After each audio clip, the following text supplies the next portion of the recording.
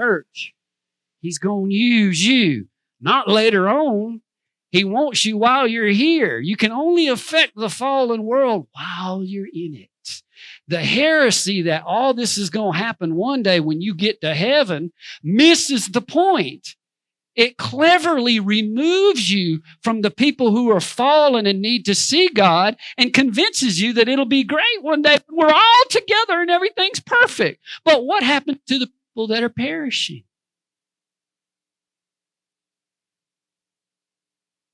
They need to see God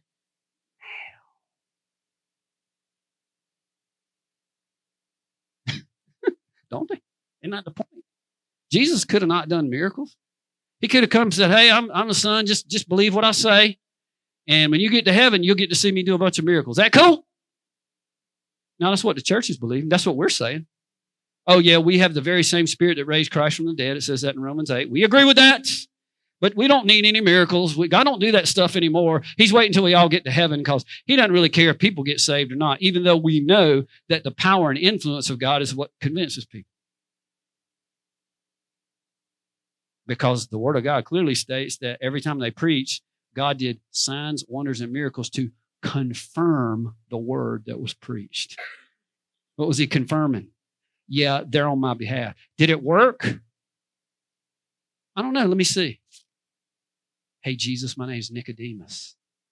I thought you were a load of bull, but the guy that has signs confirming who he is, like you do, must be from God. Does it work? Everywhere you go, it works. Everywhere you go, it's the will of God. So who's in the church telling people all this is supposed to when they get to heaven? God. It's not the Lord. Who's telling them? The devil. And you say, and the preachers would say, oh, the devil can't use me. I'm saved. You ain't no more saved than Peter. Peter looked at Jesus from 2 feet away and said, Lord, you can't die.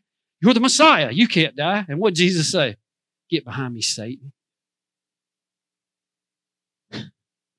He can use any of us and does at any point. And many times he doesn't even have to goad us because we have such a lack of knowledge. What we think is true is actually Satan working.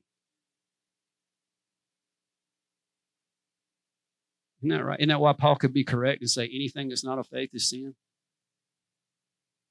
Not just breaking the written commands. He said anything that's not of faith is sin. Why?